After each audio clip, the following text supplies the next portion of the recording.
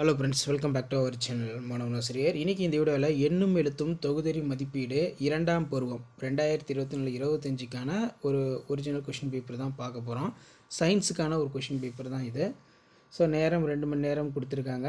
இந்த இடத்துல மதிப்பெண் 60 மதிப்பெண் கொடுத்துருக்காங்க. ஸோ கண்டிப்பாக இந்த கொஷின் பேப்பரில் இருக்கக்கூடிய கொஷின்லாம் நல்லா பார்த்துக்கோங்க.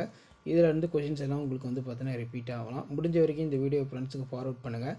மாணவனாசிரியர் யூடியூப் சேனல் சப்ஸ்கிரைப் பண்ணிக்கோங்க. இதில் பார்த்தீங்கன்னா சரியான விடையை தேர்ந்தெடுத்துள்ளதுக்கு இருக்குது. ஸோ அதுக்கு கீழேயே பார்த்தீங்கன்னா சரியாக தவறாக கேட்டிருக்காங்க. பொறுத்துக இருக்குது. உணவுப் பொருட்களை பாதுகாக்கும் முறைகள் ஏதேனும் ஒன்றினை எழுது. 5x3 15. மழைநீர் சேகரிப்பின் பயன்கள் 3 எழுது. நீரின் மூலம் பரவும் நோய்கள் ஏதேனும் 3 எழுது. ஒருவித்தலை மற்றும் இருவித்தலை தாவரங்களுக்கு இடையே காணப்படும் 3 வேறுபாடுகள். மண் உரம் என்றால் என்ன? ஸோ அதுக்கு கீழே விரிவான விடையிலி. ஆரோக்கியமான வாழ்விற்கு பின்பற்ற வேண்டிய வழிமுறைகள் 5 எழுது. உணவு கெட்டுப்போதல் என்றால் என்ன? உணவுப் பொருட்களை கெட்டுப்போக செய்யும் காரணிகள். நீர் மாசு அடைவதற்கான காரணங்களை எழுது. விதை பரவுதல் முறையினை அடிப்படையில் பின்வருவற்றை அட்டவணைப்படுத்துக.